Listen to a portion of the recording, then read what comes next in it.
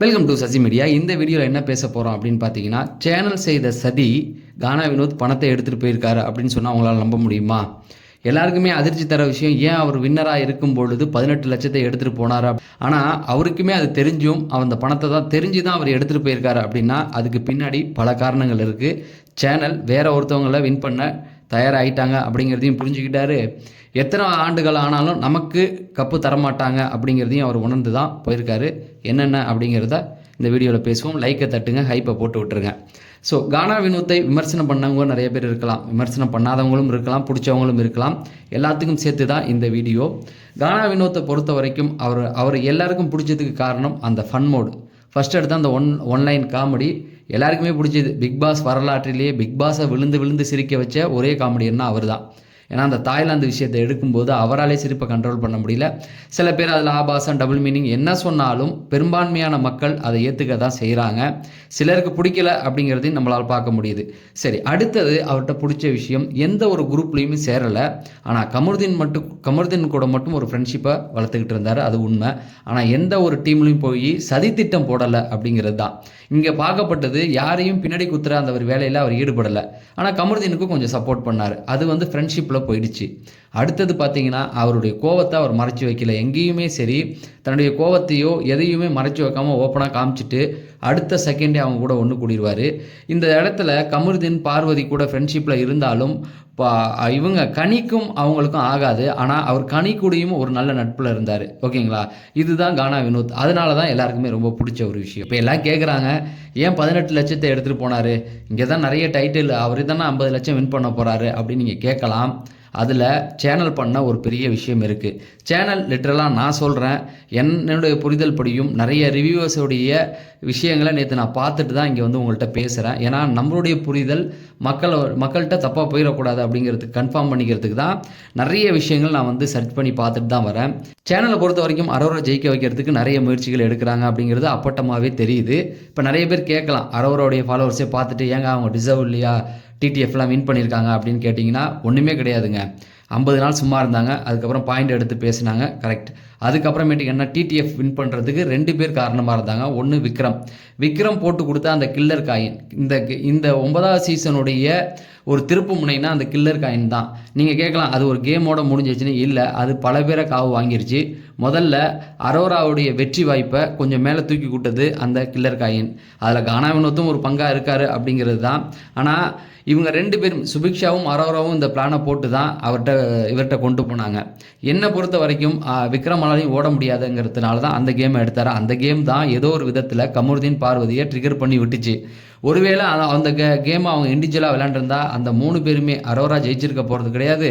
இவங்க பார்வதி கமருதீனுக்குள்ள ஒரு பெரிய வருத்தங்கள் வந்திருக்காது. அதுலேருந்து தான் அடுத்த லெவலுக்கு அந்த பிரச்சனை போச்சு. சரி, அது அவுட் ஆஃப் பாக்ஸ் தூக்கி போட்டுருவோம்.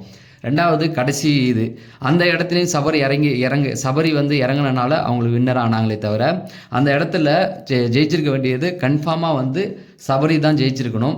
ஆனால் அவர் அந்த வெற்றி தேவையில்லைன்னு தூக்கி போட்டு வந்துட்டார். ஓகேங்களா? இதுதான் அவங்களுடைய நிதம். எதுக்காக சொல்கிறேன் அப்படின்னு பார்த்தீங்கன்னா, சேனல் தரப்பு அவங்கள புஷ் பண்ணிக்கிட்டு இருக்காங்க. இதை கானா வினோத் கவனிக்காமலாம் இருப்பார், கவனிச்சிக்கிட்டு தான் இருப்பார். ஏன்னா நம்ம பண்ணால் நம்மள ஒரு அடி அடிக்கிறாங்க, ஆனால் அவங்க பண்ணால் எதுவுமே பண்ணல அப்படிங்கிறத கவனிக்கிறாரு. வீட்டுக்குள்ளே வந்தவங்க அவர்கிட்ட சொன்ன ஒரு விஷயம், அதில் ஒரு விஷயத்தை பிரவீன் அடித்தார். உயிர் நண்பனாக இருந்தாலும், அதாவது சிம்பத்திக்காக தான் கீழே இறங்கி ஓடுனேன் அப்படிங்கிற மாதிரி ஒரு விஷயத்த சொல்லியிருப்பார். அதாவது அந்த மயக்கடிச்சு விழுந்தாங்கல்ல, அப்போ சபரி இருந்தார், விக்ரமும் இருந்தார். ஆனால் அவங்க 2 பேரையும் விட்டுட்டு இவரை மட்டும் சொன்னார். அதை நல்லா நோட் பண்ணிங்க. அடுத்தது வாட்டர் மிலன் ஒரு விஷயம் சொன்னார். அதாவது நீ ஓட்டிங்கில் நான் ஓட்டிங் படி போகல, எனக்கு ஓட்டிங் இருந்து தான் என்னை வெளில அனுப்புனாங்க அப்படிங்கிற விஷயத்தையும் அவர்கிட்ட சொல்கிறாரு. இப்போ இதெல்லாம் ஒரு சுற்றி பார்க்கும் பொழுது அவருக்கு மனதுக்குள்ளே ஏதோ ஒரு விஷயம் பொறி தட்டியிருக்கு. ஆக அவங்க வேறு ஏதோ பிளான் பண்ணுறாங்க அப்படிங்கிற ஒரு எண்ணம். ரெண்டாவது இன்னொரு விஷயத்த சொல்லலாமான்னு தெரியல. அதாவது விக்ரமன் இதுக்கு முன்னாடி 6வது சீசனில் ஜெயிக்கிற மாதிரி இருந்தது.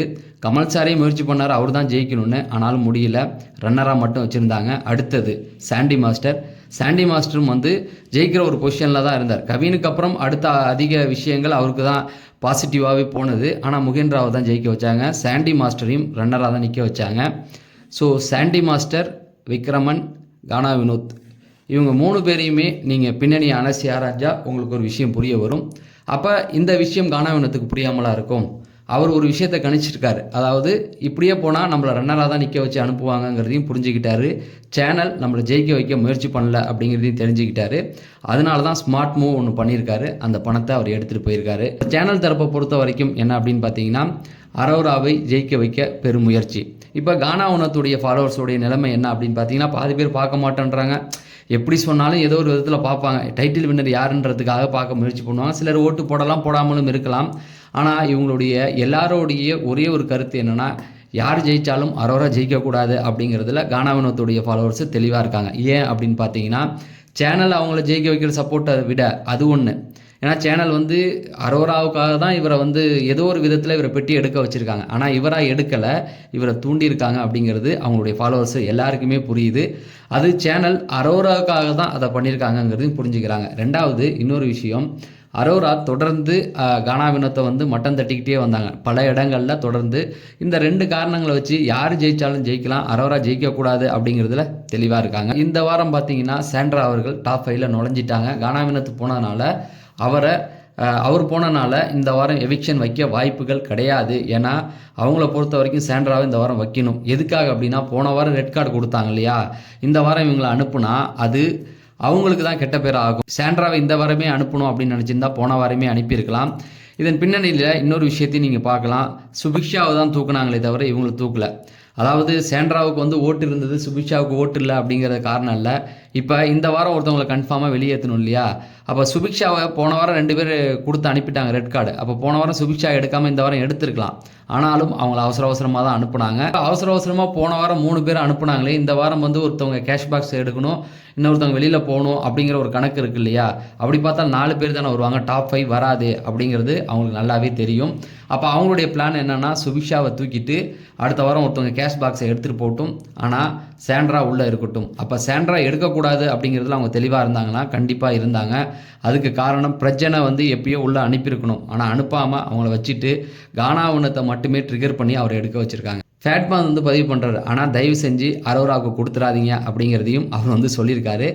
அதே போல் இன்னொரு விஷயத்தையும் பதிவு பண்ணியிருக்காரு. நான் சொல்ல நினைத்த அந்த ஒரு கருத்தையும் ரொம்ப ஸ்ட்ராங்காகவே சொல்லியிருக்காரு. ஏன்னா அங்கேருந்து வந்தால், அதாவது வினோத் வந்த இடத்துலேருந்து வந்தால் ஒருத்தவங்களை நீங்கள் ஃபைனல் வரைக்கும் கொண்டு போவீங்க, ஆனால் ரன்னராக தானே வச்சிருப்பீங்க அப்படிங்கிற ஒரு கேள்வியும் அவர் வந்து கேட்டிருந்ததை பார்க்க முடிஞ்சது. இதெல்லாம் நான் கேள்விப்பட்ட விஷயங்களை உங்கள்கிட்ட நான் வந்து சொல்லியிருக்கேன். இதில் வெற்றியாளர் யார் அப்படிங்கிறத நம்ம தீர்மானிக்க போகிறதில்ல. நான் தெளிவாகவே சொல்லிட்டேன். வெற்றியாளர் யாருன்னு சேனல் முடிவு பண்ணுறது தான். அந்த சேனல் யாரை முடிவு பண்ணி வச்சுருக்காங்கன்னு தெளிவாக சொல்லிட்டேன். என்னை பொறுத்த வரைக்கும் இந்த விஷயத்தில் நான் என்ன பார்க்குறேன்னா, ஒருத்தவங்களை ஜெயிக்க வைக்கணும் அப்படிங்கிறதுக்காகவே மக்கள் செல்வாக்கு இருந்த ஒருத்தவரை தூக்கியிருக்காங்க அப்படிங்கிறத நான் பார்க்குறேன். கானா வினோத்தை வந்து திட்டமிட்டு தான் அனுப்பியிருக்காங்க அப்படிங்கிற மாதிரியான செய்திகள் பரவலாக வருது. அதை நானும் உணர்றேன் அப்படிங்கிறது தான் என்னுடைய கருத்து. ஸோ உங்களுடைய கருத்துக்களை கமெண்ட் செக்ஷனில் சொல்லுங்கள். நம்ம அடுத்த வீடியோவில் சந்திப்போம். நன்றி, வணக்கம்.